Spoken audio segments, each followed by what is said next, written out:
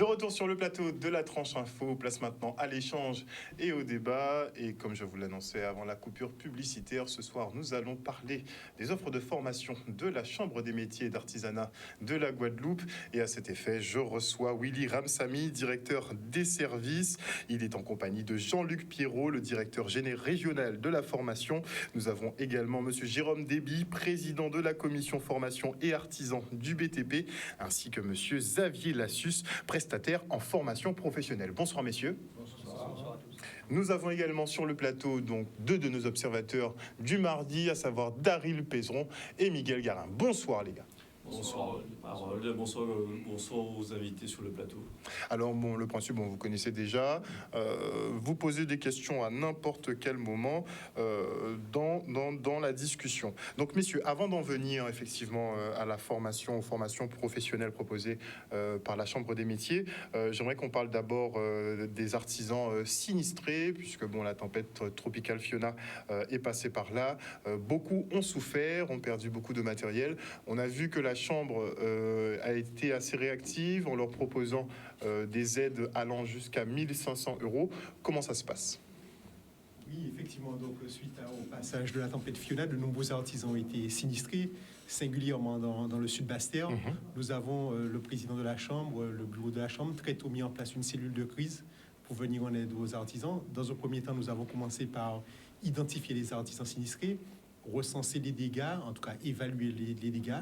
Nous avons aussi très tôt fait jouer le fonds de calamité de catastrophes naturelles du réseau des chambres de métiers, qui est un dispositif spécifique qui vient en aide aux artisans du territoire national lorsqu'ils rencontrent ces difficultés. Nous avons aussi sollicité nos partenaires, notamment la Caisse générale de sécurité sociale, le COPSI, qui délivre un certain nombre d'aides financières aux entreprises. Et nous sommes aujourd'hui dans une phase de recensement exhaustif des artisans sinistrés, puisque vous savez qu'une fois que le décret de catastrophe naturelle est paru, nous avons un délai pour mobiliser ces fonds. Donc nous laissons, si j'ose dire, un dernier appel aux artisans qui ont été sinistrés de se manifester auprès de la Chambre de métier, de se manifester auprès de nos services. On a un numéro de téléphone pour ça, le 05 90 80 23 33. Et puis nos contacts sont visibles aussi sur notre page Facebook et sur les réseaux sociaux. Donc nous sommes vraiment dans cette étape-là qui est de recenser l'ensemble des artisans. Nous avons un certain nombre de dossiers qui nous sont remontés, mais à l'heure où nous en sommes, compte tenu des remontées qui nous viennent du terrain, nous enregistrons malheureusement un nombre trop insuffisant, en tout cas d'artisans qui ont fait leur... donc les artisans hésitent encore effectivement à vous solliciter ? Alors, ils hésitent à nous solliciter. Vous savez qu'il y a un certain nombre de procédures. Nous avons simplifié les procédures de déclaration. Il s'agit d'un dossier, de quelques pièces justificatives, d'un justificatif des sinistres, qui peut être une photo, en tout cas quelque chose qui nous permet de constater factuellement le dégât. Et donc, nos services, nos chargés de développement économique les accompagnent dans la mobilisation des aides, dans la réalisation du dossier. Et donc, c'est un dispositif qui est un dispositif d'urgence qui doit aller vite. Et effectivement, nous donnons une aide financière qui peut aller jusqu'à 1 500 € par artisan. Nous faisons jouer en complémentarité un certain nombre de dispositifs nationaux et de nos partenaires, comme je l'ai dit. Et en fonction de l'évaluation des dégâts, nous solliciterons probablement la collectivité régionale pour une aide complémentaire. On n'oublie pas qu'il y a un délai effectivement pour remplir donc, ces dossiers. Et donc il faut aller vite, Daryl. Oui, justement, j'allais demander, avez-vous une date concernant le délai Alors, pour les aides qui relèvent des Caisses générales de sécurité sociale, c'est comme je dis, un an après le sinistre. Un mois après le sinistre. Donc oui, tout à fait. En tout cas, la déclaration doit être effectuée puisque ce sont effectivement des aides d'urgence avec des règles d'exemption par rapport aux règles de droit commun. Donc il faut aller vite, il faut justifier de l'urgence. En dehors de ce délai, ce n'est plus vraiment de l'urgence et on est sur des dispositifs plus classiques. D'accord. Et pour deuxième question, avant d'arrêter, par rapport au dossier qu'ils doivent vous envoyer, c'est au niveau de la Chambre des métiers ou il y a une structure qui est déjà placée sous le sud Basse-Terre pour pouvoir permettre à ces artisans qui, la plupart d'entre eux, ont perdu leur voiture, leurs documents, etc., afin de vous donner toutes les pièces nécessaires afin d'avoir ce qu'il faut. En ce qui concerne les entreprises artisanales, donc les entreprises qui relèvent des secteurs d'activité qui relèvent du champ de compétences de la Chambre de métier, nous sommes la porte d'entrée. Donc nous recensons les besoins, nous montons les dossiers, nous instruisons les dossiers et nous octroyons les aides. Donc ils ont normalement un seul interlocuteur, les entreprises artisanales. Qui sont basés où enfin? Alors, la Chambre de métier rayonne sur l'ensemble du territoire guadeloupéen, donc Grande-Terre, Basse-Terre et les îles du Sud. Donc, nous avons aussi plusieurs antennes. Nous avons notre siège à Basse-Terre et une antenne au Rézé. Donc, nous sommes joignables physiquement, mais aussi aujourd'hui, et je crois que c'est votre domaine de compétence, lié à la dématérialisation et au numérique. Et effectivement, nous traitons beaucoup par voie dématérialisée, par voie numérique. Et donc, comme je vous dis, notre adresse, vous le retrouvez sur notre site internet. Et le mail précis, c'est affaireséconomiques@cmguadeloupe.org. Très bien. Miguel? Déjà, pour que je ne puisse pas oublier, je pense, enfin, je ne sais pas si peut-être il y a certains artisans qui ont rencontré des sinistres qui font qu'ils n'ont pas Internet, ils n'ont pas de véhicule. Du coup, ils peuvent peut-être éventuellement, allez, imaginons, ils n'ont pas de téléphone.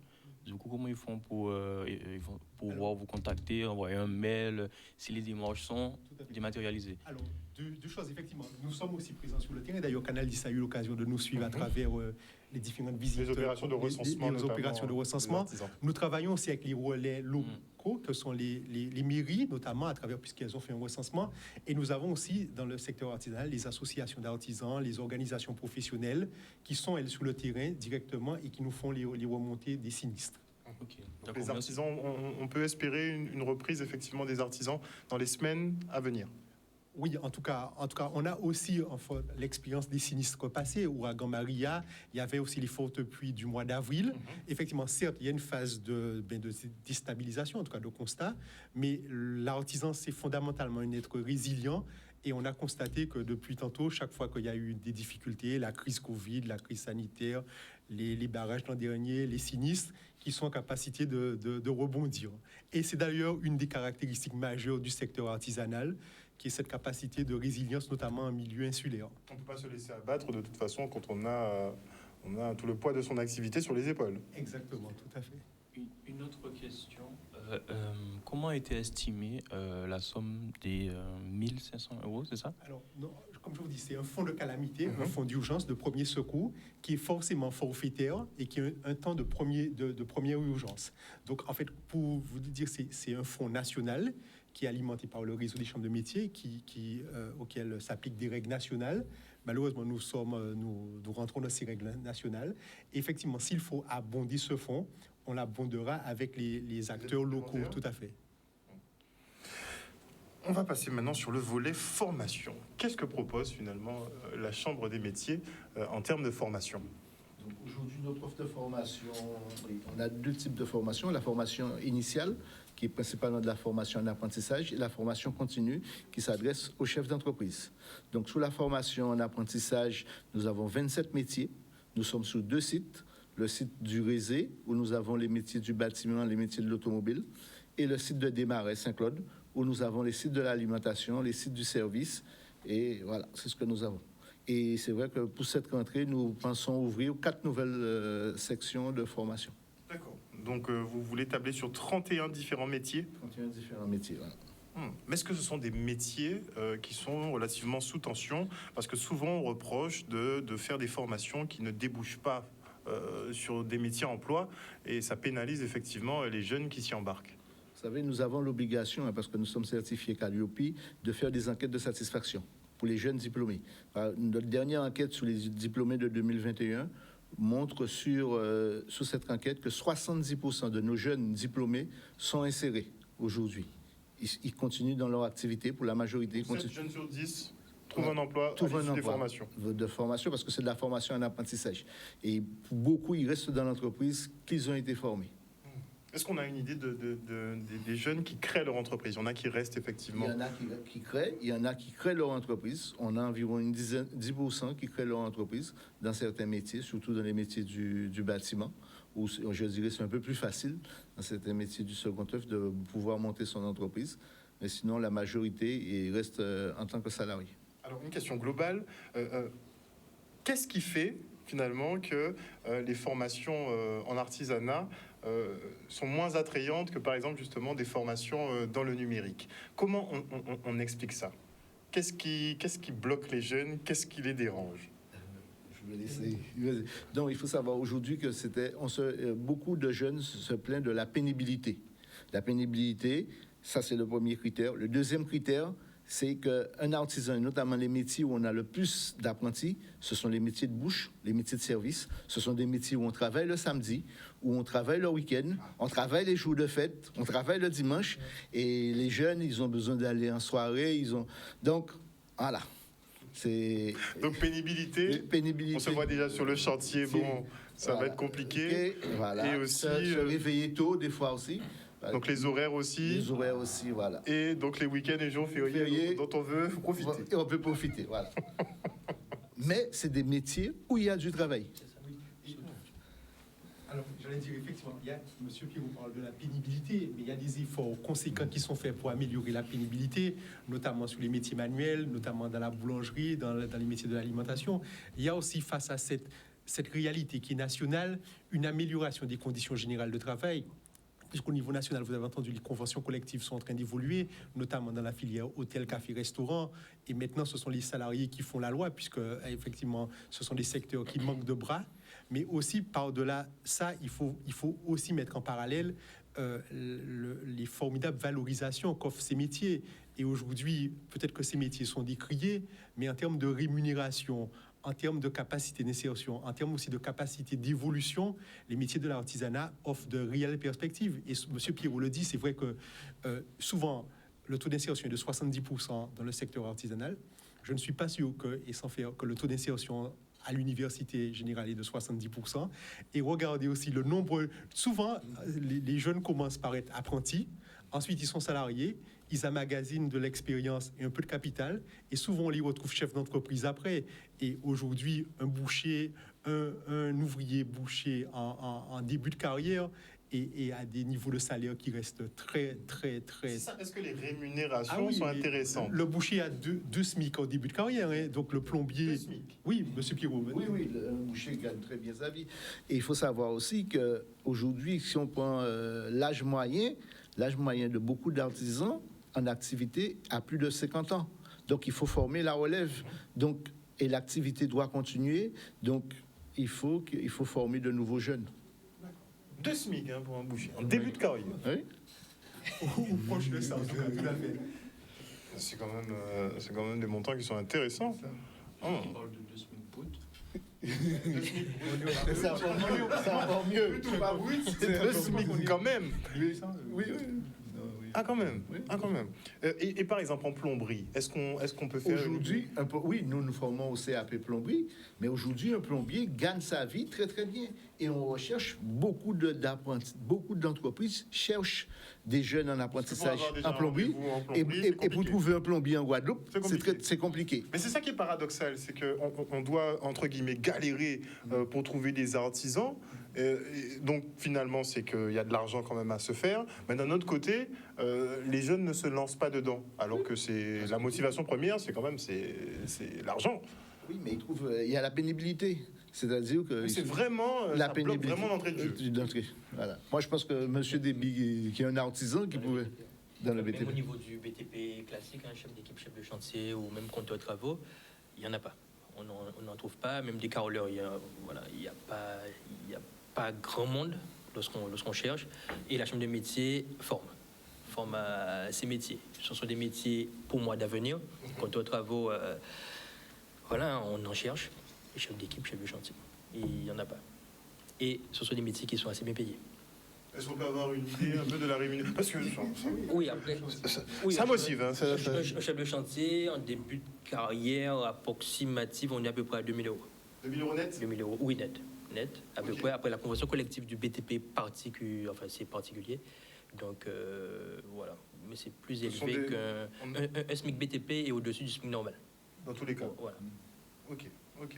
Mais est-ce qu'il y a on parle des machines qui rentrent en ligne de compte, donc qui baissent un peu la pénibilité, mais est-ce que vous avez d'autres astuces pour rendre ça un petit peu plus intéressant pour les jeunes? Le BTP, en règle générale... Le BTP, ça c'est clair, c'est dur. Oui, c'est dur, oui et non. Après, les métiers de l'artisanat, oui.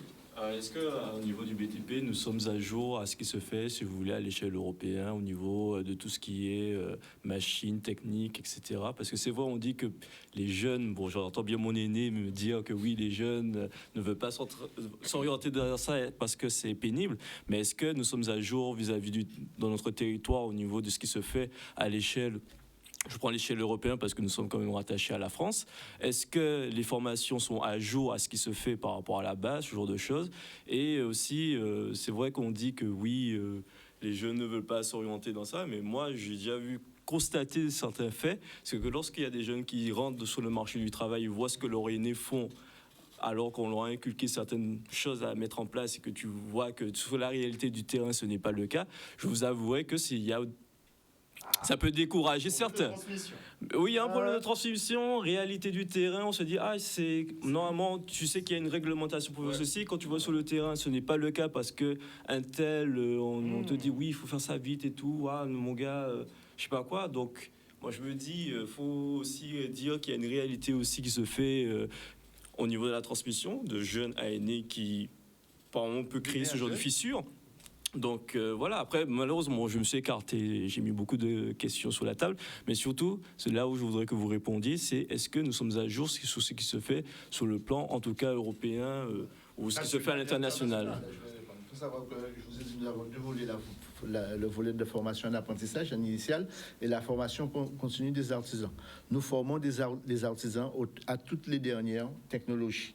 Toutes les formations qui peuvent se faire en métropole, nous le faisons ici. Il y a deux possibilités. Soit nous faisons venir le formateur et nous faisons la formation ici. Là, on va en parler un peu plus tard d'une formation qui va se faire au mois d'octobre. Ou nous partons avec des groupes d'artisans. Nous allons notamment nous participer à des salons internationaux, sous Paris ou ailleurs.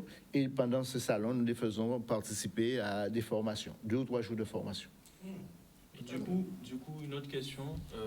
Est-ce que ces formations sont adaptées au climat, aux particularités guadeloupéennes? Parce que, pour prendre le cas du BTP par exemple, mais si vous faites des jeunes faire une formation sur, je sais pas, comment faire du béton en France, les particularités de la France ne sont pas les mêmes particularités de la Guadeloupe. Il n'y a pas, que je sache, il n'y a pas d'activité sismique en France, il n'y a pas de cyclone en France.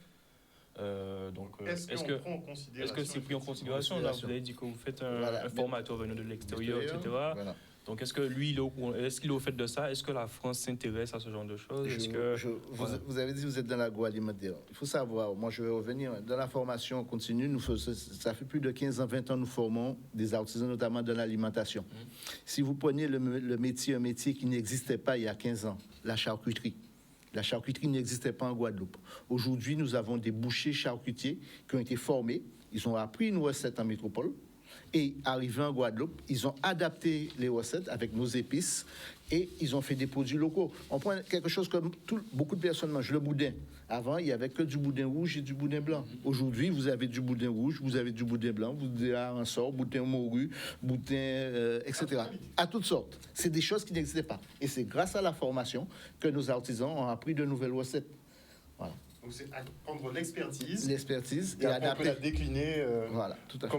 Comme on le souhaite. Alors, sur l'aspect formation, puisque vous êtes formateur, on vous a pas entendu sur ceux qui rebutent un petit peu les jeunes à s'engager dessus. Question. C'est vrai que le numérique est très attrayant parce que je suis formateur dans le numérique. Donc justement, je comprends les jeunes parce que je forme dans ce domaine-là et je suis moi-même développeur dans le numérique. Donc je suis pas artisan en pratique, mais il faut savoir que ce sont des métiers qui touchent à tous les secteurs d'activité. Parce que même si on travaille dans le numérique, on développe des sites internet, on est amené à développer un site internet pour un artisan. Donc, il faut connaître ces métiers-là, il faut s'y intéresser pour savoir les exigences de ces métiers, les exigences de la clientèle, pour pouvoir correspondre à créer le site Internet. Donc, je ne suis pas partisan de dire, bon, il y a le numérique d'un côté, l'artisanat de l'autre. Tout est mélangé. parce que le numérique va dans l'artisanat aussi. Et il y a beaucoup de métiers qui utilisent le numérique et se développent grâce à ces technologies. Alors, les artisans, eux, ce sont des créatifs assez manuels. Est-ce qu'ils ils apprécient, est-ce qu'ils font bien la conversion, justement, puisqu'il y a un passage obligé sur le numérique, que ce soit en termes de marketing, de commercialisation, ou peu importe. Est-ce qu'ils franchissent le pas? Ça dépend. Ça dépend vraiment, ça dépend des artisans. Il y en a qui sont vraiment très numériques. J'en connais qui ont des pages Facebook avec beaucoup de followers, de personnes qui les suivent tout le temps. Après, qui ont leur site internet, leur page de vente en ligne. Il y a des artisans qui vendent leurs produits locaux directement en ligne. Donc, il y en a qui le font. Il y en a, par contre, qui ont du mal avec ces technologies parce qu'ils ne les comprennent pas. Et surtout, ils se font un petit peu... ils ne connaissent pas les pièges de ces métiers-là, de ces domaines-là. Il y a beaucoup de pièges, ils tombent dedans, et après, ils n'arrivent pas à s'en sortir. Ils peuvent se faire arnaquer. Oui. Et c'est vite fait hein, sur Internet. Est-ce que, Oui. du coup, la CCI accompagne... La chambre des métiers. Oula Pardon, la chambre des métiers... C'est pas la chambre consulaire. La chambre des métiers, pardon, accompagne de ces personnes qui sont réticentes ou, on va dire, de fragiles, numériquement parlant. Oui, bien sûr. Surtout que le Covid a montré que la plupart des secteurs qui ont pu tenir, c'était parce qu'ils avaient déjà une base dans le numérique qui leur a permis de sauvegarder leur clientèle. Donc ceux qui n'ont pas été à jour, malheureusement, sélection naturelle, pour eux, ils ont été retirés. Mais est-ce que justement le Covid vous a sensibilisé, en tout cas dans la Chambre des métiers, pour justement montrer aux artisans, etc., qu'effectivement, il y a cette débouchée-là, qu'il ne faut pas l'ignorer pour autant et qu'il est important d'y s'y intéresser pour pouvoir développer son secteur d'activité? Oui, en fait, effectivement, le Covid a été effectivement un élément déclencheur et qui a matérialisé la fracture numérique des entreprises artisanales, à tel point que l'État, le gouvernement, dans le cadre de son plan de relance, a mis en avant deux fragilités, la fragilité numérique et la fragilité écologique. Et les plans de relance nationaux sont bâtis sur ça. Et nous, en tant que chambre consulaire et opérateur d'accompagnement, on est entré dans ce dispositif. Donc aujourd'hui, on accompagne numériquement les entreprises artisanales, d'une part à travers des ateliers, des diagnostics, à travers des formations et à travers aussi des dispositifs d'accompagnement spécifiques. Et notamment en chambre de métier, on a ce qu'on appelle le DANEA, le dispositif d'appui numérique des entreprises artisanales. D'ailleurs, monsieur à côté de moi est un de nos prestataires sur ce dispositif, qui est un compagnonnage et un tutorat des entreprises artisanales au numérique. Parce que c'est vrai qu'aujourd'hui, certes, la crise Covid a montré les fragilités, mais aujourd'hui, en dehors de l'aspect commercial, de l'aspect marketing, les entreprises doivent intégrer le numérique, notamment sur l'aspect réglementaire, puisqu'aujourd'hui, les déclarations sociales, les déclarations fiscales, les interfaces avec les partenaires réglementaires, services fiscaux, services sociaux, etc., se fait uniquement par le numérique et de plus en plus, et donc il faut que les entreprises intègrent cette manière de faire, ces pratiques, ces usages, et effectivement, c'est le rôle de la Chambre de le faire. Les dispositifs existent. Malheureusement, comment on fait pour y accéder? C'est simple. Sur nos pages Facebook, sur tous les réseaux, nous faisons des informations, nous faisons des réunions, nous faisons des mailings, des informations par WhatsApp. Donc, aujourd'hui, les dispositifs... Si moi, j'ai pas tout ça, vu que justement, mon objectif est d'apprendre. Oui, des réunions d'information s'y se font, mais après... Il faut dire aussi qu'il est de la responsabilité du chef d'entreprise. Lorsqu'on crée une entreprise, on adosse une responsabilité, Et se tenir informé aussi, c'est de la responsabilité de chacun. Donc après, vous avez des dispositifs en territoire, les maisons France Service, dans lesquelles on trouve l'information. Vous avez aussi les conseillers numériques, effectivement, c'est la crise Covid aussi qui a permis l'émergence des conseillers numériques dans les territoires. Ils sont des portes, en tout cas des vecteurs d'information des artisans. Nous, on a des conventions, effectivement, avec un certain nombre de partenaires, avec des collectivités locales. Donc, quand l'artisan va à la recherche de l'information, on nous retourne cette information. Et donc, je finissais par dire que les dispositifs existent. Malheureusement, encore aujourd'hui, trop peu d'artisans mobilisent les dispositifs et mobilisent l'information. Vous savez, aujourd'hui, on a 18 000 entreprises artisanales sur le territoire. En termes de formation et d'accompagnement, nous accompagnons à peu près 1 millier d'entreprises. Sur les 18 000, tout à fait. Donc, il reste encore à faire. Il reste des efforts certainement à faire de la Chambre de métier, mais il reste probablement aussi des efforts à faire par les entreprises artisanales pour intégrer les dispositifs, les mobiliser. Et puis, en dehors, vous avez des opérateurs publics comme nous qui accompagnons, les chambres consulaires, les opérateurs parapublics, mais vous avez aussi moult d'opérateurs associatifs ou les organisations professionnelles. Monsieur Déby est président de la CNATP, de la confédération qui regroupe les entreprises des travaux publics, qui met en place aussi un certain nombre d'accompagnements. Donc aujourd'hui, on peut dire que les dispositifs existent et qu'il nous appartient de les faire connaître et aussi à nos artisans de les mobiliser. Donc 1000 sur 18 000, c'est clairement pas beaucoup. Et là, le frein, ce serait quoi? C'est toujours l'administratif, puisqu'on sait que bon, pour remplir les dossiers, bon, fallait un peu aller les chercher aussi. C'est pas trop leur domaine, c'est pas trop leur truc. Donc, est-ce que l'administratif pourrait être simplifié ou bien on peut trouver une solution? Parce qu'en fait, il ne s'agit pas d'administratif, puisque aujourd'hui, il y a des dispositifs crescendo. Vous avez d'abord l'atelier de sensibilisation, l'information, les formations, l'accompagnement renforcé. Après, Monsieur Pirot, vous mettez en place régulièrement des formations, mais il faut que l'artisan n'ait pas peur. Il parle comment venir. L'artisan peut simplement venir. Nous avons 2 sites où nous recevons des gens. Le Rézé ou le Champ d'Arbeau. Il faut que les artisans, quand ils ont des difficultés, ils ne savent pas faire, ils viennent nous voir tout simplement. Et on va les accompagner. Quel que soit le niveau d'accompagnement. Quel que soit. Voilà. C'est la raison de ma question, parce que je connais beaucoup d'artisans qui hésitent. Et donc c'est pour ça en fait que je pose il ne faut pas hésiter. Il faut pas hésiter. Et donc du coup, je vous félicite déjà pour tout le travail que vous faites, qui n'est pas négligeable. Voilà. Et puis, il faut savoir qu'on est un opérateur public. La Chambre de métier est financée par les taxes, l'impôt des artisans. Donc, on leur rend des services qui sont gratuits. C'est-à-dire que les formations sont pour, lorsqu'elles sont des formations basiques ou notamment sur les dispositifs d'accompagnement comme le DANIA, c'est totalement gratuit pour l'artisan aujourd'hui en Chambre de métier. Donc, il n'y a pas véritablement de frein, si ce n'est celui de pousser la porte de la Chambre de métier ou d'appeler un conseiller de la Chambre de métier. Donc, plus les inciter effectivement à franchir le pas et venir vers vous. Vous avez parlé d'une nouvelle formation dans le BTP. On en a une dans le BTP qui va démarrer au courant du mois d'octobre, le 20 et le 21. C'est une formation qui s'appelle Calipluie.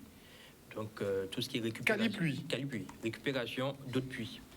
Donc, tout à l'heure, vous parliez de formation adaptée au territoire. Donc, pour nous, ce serait bien que toute nouvelle habitation ou toute habitation puisse avoir au moins une citerne d'eau, de récupération. Ah oui, l'application. Non, mais c'est pas une question, c'est que je veux dire, je sais que du temps de mon grand-père, monsieur, on m'expliquait qu'à son époque, dans les années 1950-60, toutes les habitations avaient déjà chez eux des citernes d'eau. Et que l'État, par souci de... Voilà, maintenant que vous êtes connecté à un réseau d'eau, ce n'est plus nécessaire d'avoir une citerne, mais aussi pour des raisons de réglementation qui malheureusement, parce que chacun faisait sa citerne un peu à sa façon, faisait que voilà, l'État voulait absolument qu'aucun habitant ait ça. Alors je me dis, c'est bien ce genre d'initiative, mais pourquoi ce sera en 2022 qu'on pense que ce genre de formation serait utile? Parce que le problème d'eau, ça date pas de maintenant, ça date de plus de 30 ans, et si ce n'est plus. Et je me dis, c'est là où je suis un peu embêté par rapport à ce genre de situation, où on essaie de régler des problématiques qui datent depuis, comme on dit, non. Et après, il faut bien faire des pas de fourmis pour avancer définitivement. Donc j'espère que dans les prochaines années... ce genre de formation permettra à l'ensemble du territoire d'être autonome sur le plan d'eau dans les habitations. En fait, bon. C'est ça, mais après, comme on dit, il faut mieux tard que jamais. Oui. Donc, pas de fourmis, pas de fourmis. Voilà, et après, il faut savoir aussi qu'effectivement, il y a des réglementations. Donc, ce sont des citernes appropriées. Il faut savoir que plus de 54% des besoins en eau d'une habitation ne sont pas obligatoirement... On n'a pas besoin d'eau potable, tout ce qui est WC, etc. Donc la formation, ce sera bientôt, dans 3 semaines, où M. Lassus, qui est prestataire de la Chambre, sera membre formateur de cette formation-là. Donc il pourra plus nous donner plus d'informations dessus. Et ensuite, après, on a 2 autres formations, mais là, c'est dans le milieu du cheval. Voilà, donc... Et on voit que vous voulez que ça bouge du côté de l'hippodrome de Saint-Jacques. Voilà, parce qu'on doit susciter des vocations. Là, on n'a pas... Voilà, il y a un nouvel hippodrome qui va voir le jour. Donc, et on a aussi des centres équestres en Guadeloupe. Et il y a à peu près plus de 1000 équidés sur le territoire. Donc tout ce qui est formation maréchal ferrant, c'est en cours, et animateur d'équitation. Voilà. Donc, Mais ça, ce sont des sessions ponctuelles. Ce sont des sessions de formation ponctuelles. Ça aura Enfin, lieu une fois, mais pas forcément toutes les années. ça dépend du besoin. La formation maréchal ferrant, c'est un diplôme chambre de métier, et c'est sur 2 ans. Et c'est sur 2 ans, et l'animateur d'équitation, c'est une formation d'apprentissage sur 12 mois. Combien de places sur cette formation-là? 12. Après, s'il y a plus de personnes, on va s'arranger, mais généralement, on pense sur un groupe de 12. Très bien. Donc, Calipluie, on a ce Calipluie. projet sur... Calibus, c'est plus pour les chefs d'entreprise. Et Ensuite, on a les maréchals ferrants Maréchal ferrant et la animateur troisième, d'équitation. Animateur d'équitation. animateur d'équitation. Ouais, c'est ça.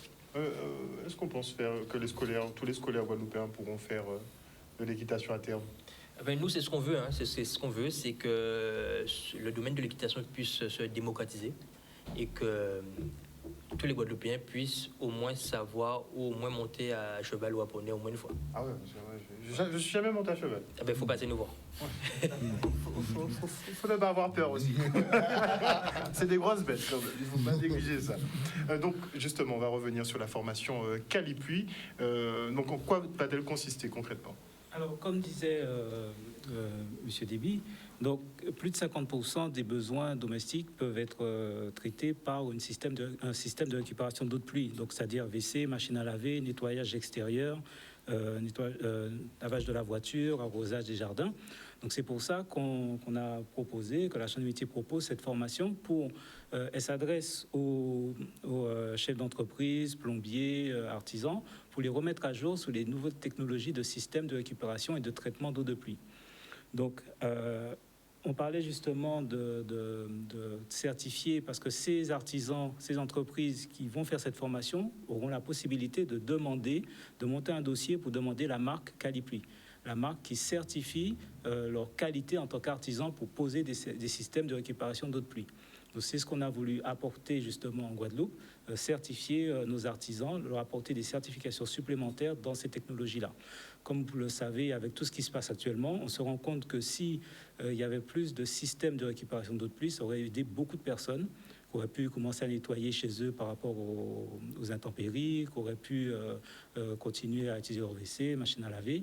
Et vu ce qui se passe, c'est vraiment un vecteur de développement très important, c'est-à-dire que la demande, on prévoit que la demande augmente beaucoup dans ce genre de système pour pouvoir pallier les manques d'eau qui existent sur notre territoire. Le problème qui est en train de se poser actuellement, c'est qu'on a plus de ventes de citernes finalement que de plombiers disponibles pour les réparer et les entretenir. Mais ça reste un gros problème, puisque on fait l'acquisition d'une citerne parce que justement sur le réseau de ville, on ne peut pas souvent être approvisionné, donc on a ce moyen de palliatif. Et quand ça tombe en panne, c'est insupportable, puisqu'on n'a pas le réseau de ville, on ne peut pas trouver un artisan pour réparer sa pompe. Je vous assure que pour certains consommateurs, c'est compliqué. J'ai une question. Est-ce que, du coup, déjà, première question, finalement, c'est 2 questions. Une question. Ok. Non, mais ça va vite. Oui, mais comme vous posez plusieurs questions, posez une après l'autre. Okay, je réponds, et ainsi de les suite. 3 formations sont-elles gratuites ou comment on peut y accéder? Voilà, c'était juste ça. Non, les formations ne sont pas gratuites. Ok. Après, pour la formation animateur d'équitation, je ne dirais pas ça, parce que c'est de l'apprentissage. Oui. Donc je laisserai parce que gratuit. Non, pour la formation Calipluie, non. Pour l'apprentissage, c'est différent. Ensuite, pour y accéder, il suffit tout simplement de se rapprocher de la Chambre des métiers. La formation débute est programmée pour le 20 et 21 octobre. Donc on est dans les phases d'inscription, donc il faut se rapprocher de la Chambre des métiers pour s'y inscrire et participer à la formation. Donc, je peux préciser, la formation n'est pas gratuite, mais l'artisan peut bénéficier d'un financement. Exactement. Il peut bénéficier d'un financement, comme il cotise un fonds d'assurance formation qui peut être sollicité pour financement de la formation, qui peut monter à 60-70% du montant du coût de la formation. Il faut nécessairement être plombier ou on peut, par exemple, un étudiant qui est en master informatique ou autre pourrait s'y intéresser?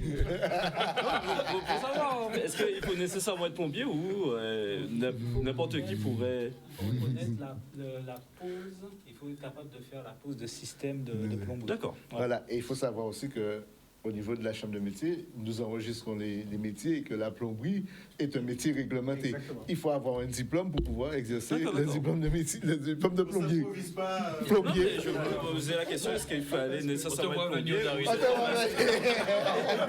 pour que cette formation permettait justement de pallier à ça, pour être vraiment spécifique à l'aménagement de réservoirs d'eau, en fait. Non, faut pas passer son diplôme avant. D'accord. Mais après, il peut se rapprocher de nous, même s'il fait de l'informatique. On a de plus de jeunes ou de moins jeunes qui sont en reconversion, qui viennent faire de la mixité sinon, et on adapte le parcours de formation. On a Ça- beaucoup de reconversions là ces temps-ci. Oui, on en a pas mal. On a en moyenne 30 à 40 personnes en reconversion par année. Donc c'est la conjoncture économique, c'est quoi? C'est Pas ceux qui forcément, cherchent un bien-être au pas travail. forcément la reconversion économique. Hein.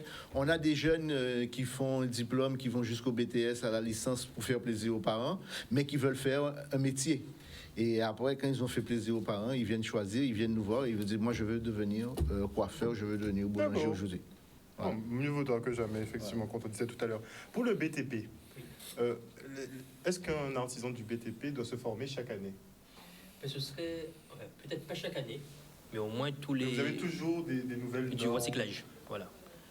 Du recyclage. C'est pour ça que je demande à tous les artisans du BTP de se rapprocher de l'organisation professionnelle, parce au sein des OP, nous avons souvent des réunions à thème où on reçoit des professionnels de chaque domaine, des fournisseurs, et qui permettent de faire des mini-formations ou du recyclage par secteur. Au niveau de la plomberie, donc il y a une nouvelle norme sur les microstations ou autre chose.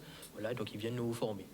Voilà, donc peut-être pas chaque année, mais au moins tous les 2 ans. Mais les mises à jour ne sont pas obligatoires. C'est au bon vouloir, non, finalement. Non, non. Il y a des formations qui sont Obligatoires. qui sont réglementées. Par exemple, une habilitation électrique, vous la passez et dans 3 ans, vous devez faire une mise à jour. Comme la formation AIPR, qui est tout ce qui est travaux à proximité des réseaux. Là aussi, c'est une formation qui est réglementée ou qui est faite chaque 3 ans. 3 ans. Donc les mises à jour sont régulières de Sont toute façon. régulières, ouais. Comme les cassettes, etc. Juste comme ça, même pour les formes, vous avez dit du coup qu'il y en a qui sont réglementés, et éventuellement pour ceux qui ne sont pas spécialement réglementés, comment vous faites pour sensibiliser les gens pour les encourager en fait, à venir vers vous en fait, pour faire le recyclage? Est-ce que vous avez une démarche particulière où vous les appelez Il y a plusieurs éléments. Il faut compter que 80% des métiers de l'artisanat sont réglementés. Donc, effectivement, cette réglementation oblige l'artisan à se mettre aux normes. Ensuite, il faut savoir qu'il y a l'aspect technique. Effectivement, la technique évolue et l'artisan qui veut rester compétitif doit pouvoir se former. Donc là, il y a de la formation qui est quasiment obligatoire et il y a de la formation volontaire. Et ensuite, l'entreprise qui est inscrite dans une démarche de progrès, une démarche de croissance ou de développement, naturellement, notamment dans le secteur artisanal, puisque les entreprises artisanales sont souvent des entreprises humaines, où le savoir-faire, le geste technique est essentiel. C'est ce qui fait la différence. Dans les entreprises commerciales, on va parler de publicité, etc. Dans les entreprises artisanales, c'est le savoir-faire. Et donc, les entreprises aussi qui sont dans cette démarche de progrès et de croissance sont conscientes que c'est par la formation qu'elles vont s'améliorer. Et c'est pour ça que, alors, c'est malheureusement une réalité que nous voyons aussi, c'est que beaucoup des entreprises qui mobilisent des dispositifs d'accompagnement et de formation, ce sont des entreprises qui sont déjà de taille intermédiaire à l'échelle artisanale, qui sont dans des métiers plutôt capitalistiques, où il faut un local, il faut du matériel, puisqu'elles intègrent naturellement, de par leur process, que la formation est bonificateur et accélérateur de leur développement. Mais ils peuvent se le permettre, parce que l'artisan qui est seul à mener sa barque, finalement, quand il part en formation, c'est peut-être un manque à gagner aussi pour lui à l'instant T. Donc peut-être qu'il réfléchisse aussi à 2 fois avant de se présenter. Mais nos enquêtes d'évaluation, M. Pirot le dira, que l'artisan, effectivement, c'est a priori, c'est le ressenti qu'a l'artisan, mais une fois qu'il a fait la formation, il se rend compte que la formation, c'est un investissement. Certes, il va perdre 3 heures. Et après, comme l'a dit, on met en place des formations en fonction des besoins aussi des artisans. Donc, les formations ne se font pas tout le temps sur une semaine. Là, l'artisan ne quitte pas son entreprise. On module aussi pour répondre aux besoins des artisans. Et c'est véritablement un investissement pour l'entreprise. Monsieur Bio. Il faut savoir qu'une entreprise qui se forme, généralement quand un artisan rentre à la chambre de métier, est formé par la chambre de métier, il ne quitte plus la chambre de métier. Et il vient régulièrement pour se former. Et c'est une entreprise qui va se développer. Donc, ça peut être au départ une entreprise avec une personne, le chef d'entreprise, et dans 2-3 ans, avec ce qu'il va apprendre, avec les compétences qu'il va apprendre, il aura des salariés et il va pouvoir se développer et faire encore plus de formation. Donc c'est le premier pas qui est compliqué. Le premier pas qui est compliqué, Et voilà. après, ça glisse. Après, voilà, tout à fait. Donc ça veut dire que j'espère qu'en tout cas les artisans ont entendu le message et qu'il y aura la queue à la chambre. Oui, il ne faut pas hésiter à demander. Moi, comme on dit, c'est Mandé qui fait nous. Donc, il ne faut pas hésiter à demander, que ce soit pour les dispositifs d'aide ou pour les dispositifs d'accompagnement, et bénéficier un maximum, puisque ça peut être gratuit ou financé quand même à un certain pourcentage, 70% a priori, bénéficier de tout ce qui est possible et imaginable dans tous les cas. Le mot de la fin pour M. Ramsamy. Le mot de la fin, on l'a dit, hein, c'est-à-dire qu'effectivement, n'hésitez pas à franchir les portes de la chambre de métier, à prendre contact avec la chambre de métier. Nous sommes accessibles pas physiquement, mais aussi de manière dématérialisée. Donc, c'est le premier pas qui compte. Et M. Pirot l'a dit, une fois que l'artisan a mobilisé le service, s'est rendu compte de la crédibilité et de la valeur ajoutée que lui porte la chambre de métier, ce sont souvent les mêmes qui reviennent. Et donc, nous voulons servir le maximum d'artisans. Nous avons 18 000 artisans. Donc, nous pouvons que les inviter à nous rejoindre et à venir à la chambre de métier, à nous Et solliciter. pour tout ce qui est prix, pour remporter des prix, est-ce que vous les accompagnez justement pour qu'ils puissent, je sais pas, rayonner au national ou à Alors, l'international? par exemple, vous avez entendu parler de Fabienne Youyut, qui a été artisan. Bien sûr. Elle a été accompagnée par la Chambre de métier. C'est la Chambre de métier qui a proposé sa candidature à concours Star et Métier. Nous avons aussi Madame Artisanat. Nous avons différents concours et valorisation de l'artisanat à l'échelle locale ou nationale, et même internationale. Et donc, nous inscrivons régulièrement les artisans dans ces concours. Et c'est souvent des valorisations certaines pour les entreprises, à l'exemple de Madame Youyut. En parlant d'artisanat, justement, est-ce qu'on est prêt pour jouer à tradition? Alors, Sachant qu'il y a eu des désagréments, il y a eu 2 désagréments. Alors, c'est vrai que Joie à Tradition, c'est une belle manifestation qui est organisée par Cap Excellence, mais dans la semaine qui suit, la Chambre de métier a une belle manifestation qu'on fait à Petit Canal. J'ai eu l'occasion de vous voir, monsieur, qui s'appelle Terre en Fête. Et donc, c'est une grosse manifestation organisée par la Chambre de métier qui sera une vitrine des entreprises. Donc, vous revenez avec On le revient, marché. tout à fait, on revient. Très bien. Le Covid étant passé, on revient en force avec une très belle édition. C'est la volonté du président de la Chambre de métier, M. Simon Wecker. On est accompagné par la ville de Petit Canal sur cette opération et on aura une belle manifestation les 13, 14 et 10, 11 et 12 décembre. 10, 11, 12 décembre. Tout à fait, à Petit Canal, à la maison de la paysannerie et de l'agriculture. Peut-être un numéro de téléphone, un contact. Donc, 0590 80 23 33. Et pour la formation, formation avec S, @cmguadeloupe.org. Une dernière petite question avant ce qui je profite. C'est par rapport justement filière agrotransformation. Techniquement, Petit Canal et le Nord Grande Terre étaient censés l'idée un petit peu sur l'agrotransformation.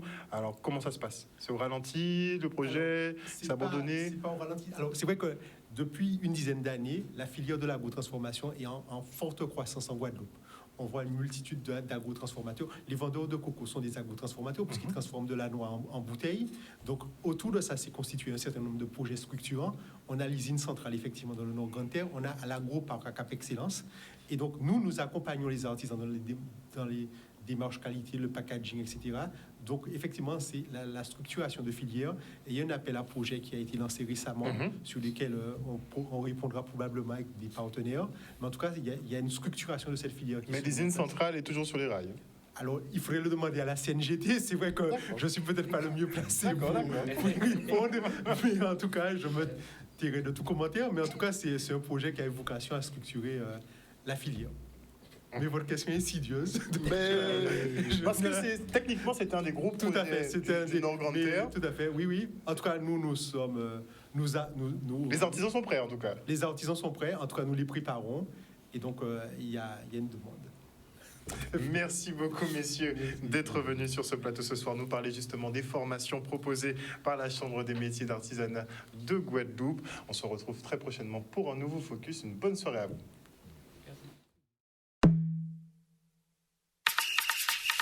Fini la galère? Ok. Dès la rentrée prochaine, donne du sens à ton avenir. Découvre une trentaine de métiers du CFA, de la Chambre de métiers et de l'artisanat de la Guadeloupe. Artisans, vous avez besoin de main-d'œuvre? Recrutez, pas d'amis, premier l'un est là, piquez, écoutez Wayen. Pour tout renseignement, fais le 05 90 80 23 33. Toutes les infos sur kmarguadeloupe.org. La Chambre de métier et de l'artisanat de la Guadeloupe, créateur de destin. On artisan, on apprenti, en nous sauver, jeunesse en nous.